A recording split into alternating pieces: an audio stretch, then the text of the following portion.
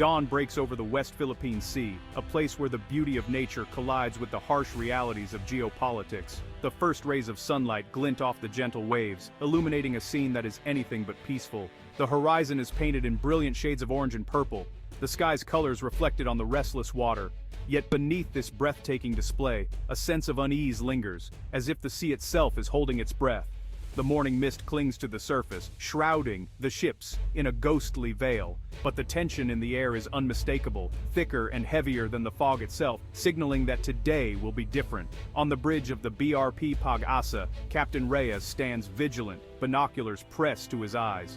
He watches as stark white Chinese Coast Guard ships emerge from the haze, their approach deliberate and unhurried, exuding a silent menace that chills the crew. Around the world, news networks cut to live feeds, broadcasting dramatic images of the confrontation. Headlines flash across screens. Tensions escalate in the West Philippine Sea. The world is watching, and the stakes have never been higher. This is no ordinary patrol. It's a high-stakes test of resolve, a moment where the eyes of global powers are glued to their screens, analysts and diplomats scrambling to interpret every move. The Pag-asa's mission is simple in intent, mapping the seabed for vital oil and gas reserves within the Philippines' exclusive economic zone. But with Chinese vessels shadowing their every move, a peaceful scientific endeavor is transformed into a potential flashpoint for conflict. The crew, trained for moments like this, move with quiet determination. Their faces are set, their eyes focused, each aware that they are not just sailors or scientists today. They are guardians of their nation's sovereignty, carrying the weight of history on their shoulders as the engines hum in the tense silence. The lead Chinese vessel, massive and unmarked, slices through the water with an air of intimidation. Its presence is a message in itself. This is a show of force, a warning that cannot be ignored. Suddenly, the radio crackles to life. A stern voice issues a warning. "Leave immediately. You are in Chinese territory." The words echo through the ship, a familiar script in these contested waters, but no less chilling for their repetition. Yet today, the Philippines is not isolated. Allied Navy ships linger on the horizon, and diplomatic messages of support pour in from around the globe. The message is clear: the world is watching, and the Philippines does not stand alone. International journalists report live, their voices tense as crowds gather in public squares, eyes fixed on screens. The standoff has become a global spectacle, a test of nerves and national pride, as millions wait to see who will yield. In these contested waters, the fate of regional stability hangs in the balance. Every maneuver, every word exchanged, could tip the scales, making this dawn not just the start of a new day, but a pivotal moment in history. The BRP Pag-asa is more than a ship. It's a symbol of the Philippines' hope for energy independence. Its mission chart the reed bank, believed to hold vast reserves of oil and gas, a potential lifeline for a nation dependent on imports. Domestic energy could mean lower costs, new jobs, and economic security for millions. The crew knows the stakes. Every data point is a step toward a brighter, self-sufficient future. Their work is legal, peaceful, and protected by international law. UNCLOS grants the Philippines exclusive rights within its EEZ. The reed bank lies well within these boundaries. This mission is not aggression, but an assertion of sovereign rights. The echoes from the seabed could map a new era for the country. The crew's resolve is fueled by patriotism and the promise of progress. The world watches as the Philippines seeks to build its future from the depths below. The ships closing in aren't ordinary fishing boats. They're China's maritime militia, a force that blurs the line between civilian and military, operating in the shadows of international law. This shadow fleet, disguised as harmless fishermen, is in fact a well-organized paramilitary arm. Their vessels may look like any other, but they're equipped with advanced communications gear, reinforced hulls, and crews trained for confrontation. Their mission is clear: harass, intimidate, and assert control over contested waters, all while avoiding the open conflict that would draw global condemnation. They use aggressive maneuvers, loudspeaker warnings, and psychological tactics to unsettle their rivals. Today, they form a tight cordon around the Pag-asa, a Philippine outpost in the South China Sea. The Chinese ships broadcast scripted warnings, their engines churning up waves that rock the smaller Philippine vessel, making every moment tense and unpredictable. For the Filipino crew, it's a form of psychological warfare. The constant pressure, The blaring messages, and the looming presence of larger ships are all designed to force a retreat and halt any attempt at surveying or resupplying the island. The scale of these encounters is escalating. More ships arrive, forming an ever thicker blockade. The risk of collision grows with every aggressive maneuver as the Chinese fleet blocks the Pagasa's path and tightens its grip on the contested waters.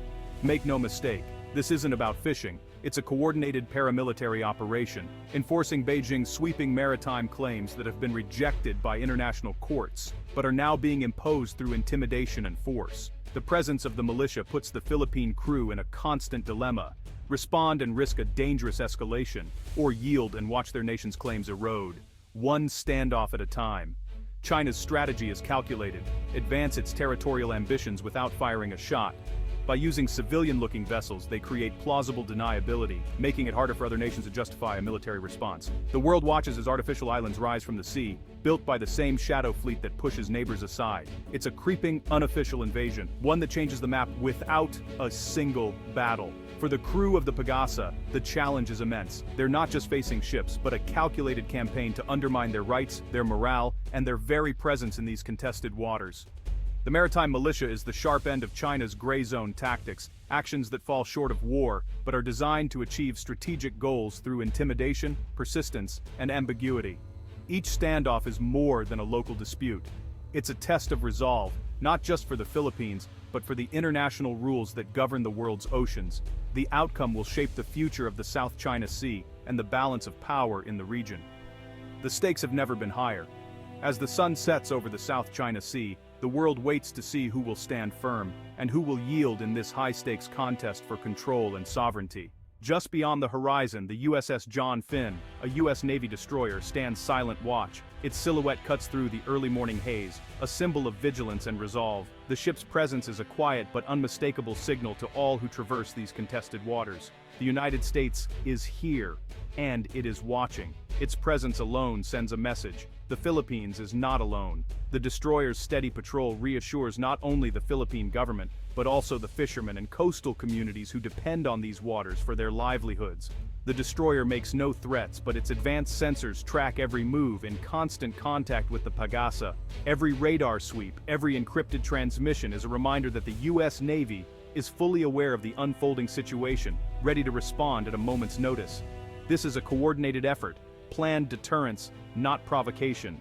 U.S. and Philippine officers work side by side, sharing intelligence and strategy, ensuring that every maneuver is measured and deliberate. The Chinese militia commanders know the risks. Harassing a lone ship is one thing, provoking a U.S. warship is another. The destroyer's reputation precedes it, and its capabilities are well understood by all who operate in these waters. The militia's aggression wanes, their distance grows. The mere presence of the USS John Finn is enough to alter the calculus, forcing would-be aggressors to reconsider their actions and withdraw to safer distances. The U.S. ship's silent warning is clear: the rules-based order will not be bullied. The American flag flutters defiantly, a symbol of commitment to international law and the freedom of navigation. This is alliance in action, deterrence, not escalation. The joint patrols demonstrate unity and resolve, showing that the U.S. and the Philippines stand together in defense of shared seas. The U.S. Navy's presence allows the Philippines to exercise its rights without fear. Fishermen return to their work, confident that they are protected, and the Philippine Coast Guard operates with renewed assurance. Disputes are to be settled by law, not intimidation. The world watches as these principles are tested, and the U.S. Navy's presence reinforces the importance of peaceful resolution through international institutions. The USS John Finn's quiet vigil is a powerful commitment to a free and open Indo-Pacific. As night falls, the crew remains alert, scanning the horizon for any sign of trouble, their dedication unwavering. The world sees that the Philippines has a steadfast ally. The partnership between the two nations is more than words. It is demonstrated every day on the open sea. The balance of power shifts with every passing moment. In these waters, presence is power, and the USS John Finn ensures that the scales remain tipped in favor of peace, stability, and the rule of law. The USS John Finn's presence is the product of a revitalized U.S.-Philippine alliance rooted in the 1951 Mutual Defense Treaty. This partnership is more than words, it's joint exercises, shared training, and clear commitments. The annual Balikatan drills build real-world readiness, ensuring both nations can respond together in crisis. U.S. leaders have made it clear attacks on Philippine forces in the South China Sea trigger the treaty. This clarity deters aggression and underpins regional stability. The alliance empowers the Philippines to defend its rights, not as a subordinate, but as an equal partner. Together, they stand for a region governed by law, not by force. The West Philippine Sea is a strategic and economic lifeline, not just for the Philippines but for the world. Beneath its waters lie resources that could transform the nation's future: energy, food, and jobs. Filipino fishermen depend on these seas, but foreign encroachment threatens their way of life. Globally, a third of maritime trade passes through these waters. Any conflict here would ripple across economies everywhere. Defending these waters is about more than territory. It's about food security, economic growth, and global stability. The standoff is a fight for rights, resources, and the rule of law. What happens here matters from Manila to Berlin. The world cannot afford to look away. The conflict's roots lie in a clash between international law and China's ambitions. In 2016, an international tribunal ruled in favor of the Philippines, invalidating China's sweeping claims. The ruling was clear: the Philippines' rights in its EEZ are protected, and China's interference is illegal. Beijing rejected the verdict, escalating its island-building and military presence instead. The Pag-asa's mission is a direct exercise of rights affirmed by law, yet China blocks it with force, not argument. This is more than a territorial dispute. It's a challenge to the global rules that keep the peace. The world must decide: do rules matter or only power? The standoff is a test of the international order itself. The Philippines stands firm, backed by law and allies. The outcome will echo far beyond these waters. U.S. support for the Philippines is robust and growing. Through the Enhanced Defense Cooperation Agreement, the U.S. upgrades Philippine bases, prepositions assets, and funds new facilities. Military aid includes patrol boats, surveillance aircraft, and intelligence sharing, boosting the Philippines' ability to monitor its own waters. Joint exercises like Balikatan build real-world readiness and trust. The goal: empower the Philippines to defend its sovereignty, not fight its battles for it. This partnership strengthens deterrence and regional stability. U.S. investment in Philippine defense is an investment in peace. Together, they build a region where law, not force, prevails. The West Philippine Sea standoff is a microcosm of a larger struggle for the Indo-Pacific's future. Will the region be free and open, or dominated by coercion? The U.S., Philippines, and partners like Japan and Australia envision a region where all nations trade freely and resolve disputes by law. The alternative is instability, conflict, and economic disruption. China's maritime militia pushes for a future ruled by might, not right. The U.S.-Philippine partnership pushes back, defending principle over power. Their cooperation is a message. A free and open Indo-Pacific is more than a slogan, it's a commitment. The peaceful success of the Pag-asa's mission would be a victory for every nation that values rules over force. The world's future may hinge on what happens here.